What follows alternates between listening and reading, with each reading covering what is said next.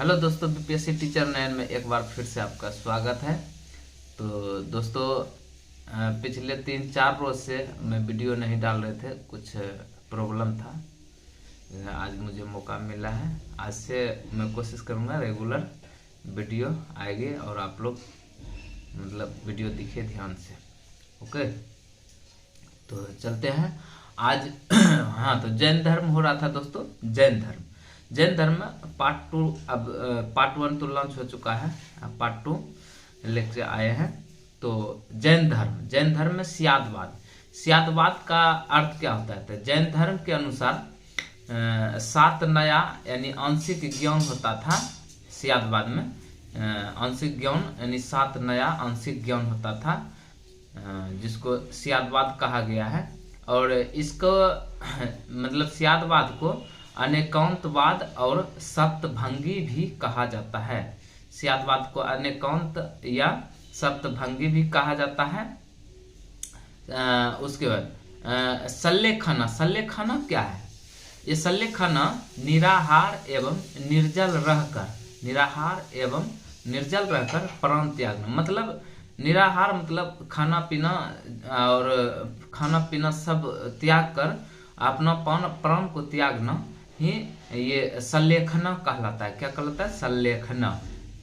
तो चंद्रगुप्त मौर्य इसी पद्धति से जो है ना अपना प्राण त्यागे थे। कहाँ पर? तो सरवन बेलगोला। कहाँ पर त्यागे थे दोस्तों?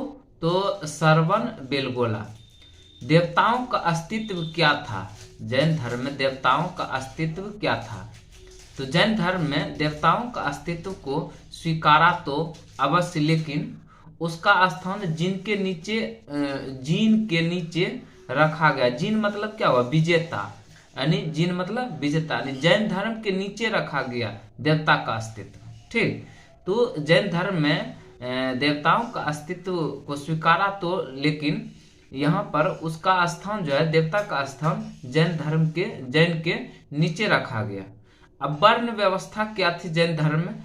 तो जैन धर्म में वर्ण व्यवस्था क्या थी? तो जैन धर्म के 24वें तीर्थकर कौन थे? महावीर। क्या बोल रहे हैं? महावीर।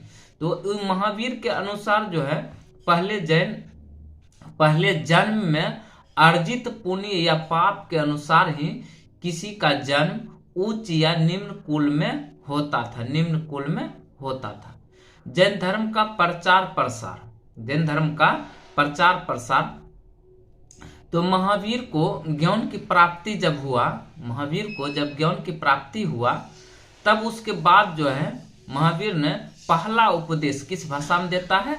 पाली भाषा। महावीर किस भाषा में देता है दोस्तों? पाली भाषा में देता है।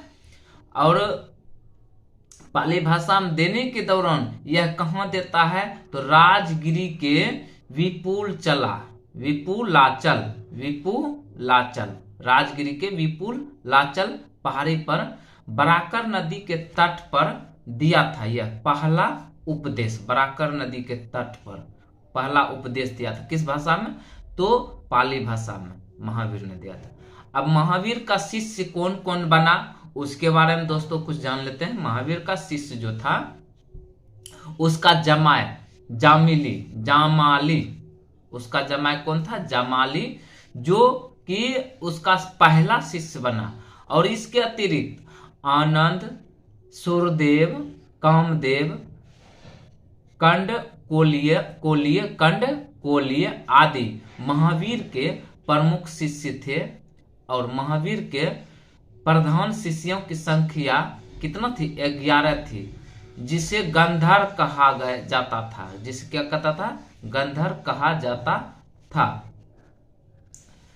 अगला नेक्स्ट टॉपिक है चंपा नरेश दधिवाहन की पुत्री चंदना महावीर की प्रथम भिक्षुणी बनी। चंपा नरेश दधिवाहन की पुत्री चंदना महावीर की प्रथम भिक्षुणी बनी। और महावीर ने जैन धर्म का प्रचार किस भाषा में किया था? पाली भाषा में। और पाली भाषा में करते हुए पावापुरी में एक जैन संघ की स्थापना कर देता है।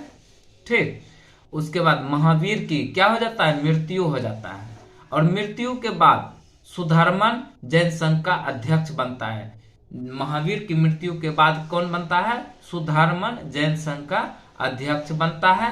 और महावीर के अनुयायी शासक जो था वो शासक करीब 6 गो शासक था। ठीक, तो उसमें पहला शासक जो था महावीर के अनुयायी शासक लिच्छवी नरेश चेटक था। चंद्रगुप्त मौर्य, राष्ट्रकूट शासक अमोध वर्ष, अवंती का नरेश चंड प्रभोत, उसके बाद कलिंग नरेश खारवेल, कलिंग नरेश कहाँ था? खारवेल, और चंपा नरेश दधिवाहन, चंपा नरेश दधिवाहन। ये सब शासक जो है महावीर के अनुयायी थे। जैन धर्म का विभाजन होता है। जैन धर्म का विभाजन जब होता है तो वो किससे होता है? तो जैन धर्म के विभाजन में हेमचंद द्वारा प्रमुख जैन ग्रंथ परिशिष्ट पर्वन के अनुसार, परिशिष्ट पर्वन किसने लिखता है दोस्तों? तो जैन धर्म परिशिष्ट पर्वन कौन लिखता है? हेमचंद। कौन लिखता है? हेमचंद। तो ये परिशिष्ट पर्वन के अनुसार 12 वर्षों तक लंबा अकाल पड़ा। परिशिष्ट पर्वन किताब ग्रंथ के अनुसार 12 वर्षों तक लंबा अकाल पड़ा। अतः बहुत से जैन भद्रबाहु के नेतृत्व में सरवन बेलगोला कर्नाटक चले गए और शेष जैन लोग स्थूल भद्र के नेतृत्व में मगध में ही रुक गए। और अकाल समाप्त होने पर जब भद्रबाहु स्थानीय लोगों से उनका मतभेद हो गया तो उन्होंने पाया कि स्थानीय लोगों ने जैन धर्म का पालन नहीं किया है। इस मतभेद को दूर करने के लिए पाटलिपुत्र में एक परिषद का आयोजन किया गया, जिसका बहिष्कार कहाँ के लोगों ने किया? दक्षिणी जैन के लोगों ने किया। उसी समय से दक्षिणी जैन के लोग दिगंबर कहलाए और मगध जैन के लोग क्या कहलाए दोस्तों? श्वेतांबर। क्या कहलाए? श्वेतांबर। तो अगला चैप्टर है, अगला टॉपिक है।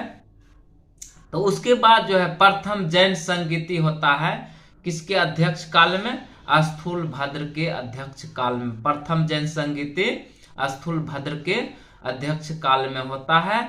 और कहां पर होता है? पाटलिपुत्र में। शासक कौन था? चंद्रगुप्त मौर्य। परिणाम क्या होता है कि जैन धर्म श्वेतांबर एवं दिगंबर 2 शाखाओं में बट गया और जैन धर्म की शिक्षाओं का संकलन 12 अंगों में किया गया। कितने अंगों में? 12 अंगों में। उसके बाद दूसरी जैन संगीति 6ठी शताब्दी में हुआ था। प्रथम जैन संगीति कब होता? 300 ईस्वी पूर्व में लगभग हुआ था, 300 ईस्वी पूर्व में। और दूसरी जैन संगीति 6ठी शताब्दी में हुआ था। अध्यक्ष था, दूसरी जैन संगीति का अध्यक्ष था देवाधि धर्मिनी या क्षमा श्रम। स्थान इसका बल्लभी गुजरात था। स्थान कहाँ था? बल्लभी गुजरात था। और परिणाम जैन ग्रंथों को अंतिम रूप लिपिबद्ध किया गया। जैन साहित्य को आगम कहते थे। जैन साहित्य को क्या कहते थे? आगम कहते थे। और आगम में 12 अंग होते थे। कितने अंग होते थे दोस्तों? 12 अंग। 12 गो उपांग होते थे, 10 प्रकीर्ण होते थे, 6 गो छेद सूत्र होते थे, 4 गो मूल सूत्र होते थे। जैन धर्म के ग्रंथ अर्धमागधी में लिखे गए थे। जैन धर्म के ग्रंथ किस में लिखे गए थे दोस्तों? तो अर्धमागधी में लिखे गए थे। भद्रबाहु ने कल्प सूत्र को संस्कृत में लिखा। कल्प सूत्र को किस में लिखा था? संस्कृत में लिखा था। और जैन ग्रंथ को अर्धमागधी में लिखा था। भद्रबाहु ने कल्प सूत्र को संस्कृत में लिखा था। परमेय कमल मार्तंड की रचना प्रभाचंद ने किया था। परमेय कमल मार्तंड की रचना प्रभाचंद ने की थी। भगवती सूत्र महावीर के जीवन पर डालता है। भगवती सूत्र किसके जीवन पर डालता है, प्रकाश डालता है? तो महावीर के जीवन पर प्रकाश डालता तथा इसमें 16 महाजन पदों का उल्लेख मिलता है। किसमें? भगवती सूत्र में मिलता है। 16 महाजन पदों का उल्लेख भगवती सूत्र में मिलता है। आचारांग सूत्र जैन भिक्षुओं के आचार नियमों का उल्लेख है। आचारांग सूत्र में जैन भिक्षुओं के आचार नियमों का उल्लेख है। और परिशिष्ट पर्वन की रचना हेमचंद ने किया था। परिशिष्ट पर्वन की रचना कौन करता है? हेमचंद करता है दोस्तों। 23वें तीर्थकर पार्श्वनाथ का जन्म कहाँ हुआ था? तो ये बनारस में हुआ था। 23वें तीर्थकर पार्श्वनाथ का जन्म कहाँ हुआ था? तो ये बनारस में हुआ था। उत्तर प्रदेश में बौद्ध एवं जैन दोनों की प्रसिद्ध तीर्थ स्थली कहाँ है? तो कौशाम्बी। उत्तर प्रदेश में बौद्ध एवं जैन दोनों की प्रसिद्ध तीर्थ स्थली कहाँ है? तो कौशाम्बी में। श्रवणबेलगोला में गोमतेश्वर यानी बाहुबली की विशाल प्रतिमा 57 फुट ऊंची है। इसकी स्थापना किसने करवाया था? तो चामुंड राय ने करवाया था। श्रवणबेलगोला में गोमतेश्वर बाहुबली की विशाल प्रतिमा 57 फुट ऊंची स्थापित है। इसकी स्थापना कौन करवाया था? चामुंड राय ने।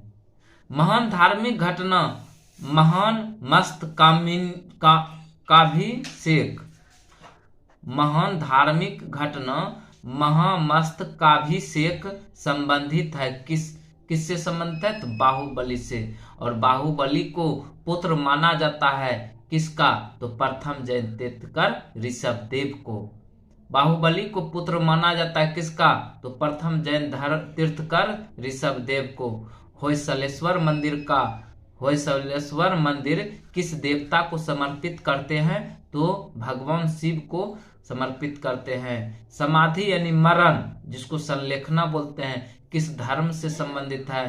तो जैन धर्म से। वह स्थल जो पार्श्वनाथ से संबंध होने के कारण जैन सिद्ध क्षेत्र माना जाता है। ये समेध शिखर। कौन सा शिखर? समेध शिखर। अब देखो दोस्तों, तीर्थकर और प्रतिमा लक्षण या संज्ञान मतलब आदिनाथ का संज्ञान मतलब आदिनाथ वृषम। आदिनाथ का क्या होगा? वृषम। मल्लीनाथ का जल कलश। पार्श्वनाथ का सर्प। संभवनाथ का अश्व। महावीर का सिंह। शांतिनाथ का हिरण। अब दूसरा तीर्थकर और निर्वाण स्थल मतलब मर जाना। तो ऋषभनाथ का निर्वाण स्थल अष्टापद। ऋषभनाथ का निर्वाण स्थल क्या कहलाता है? अष्टापद। वासुपूज्य का निर्वाण स्थल चंपापुरी। नेमिनाथ का निर्वाण स्थल उज्जैन। नेमिनाथ का निर्वाण स्थल उज्जैन। और महावीर का निर्वाण स्थल पावापुरी। तो चलते हैं दोस्तों, आज तक इतना ही। मिलते हैं अगले न्यू चैप्टर के साथ। तब तक इतना ही। जय हिंद, जय भारत।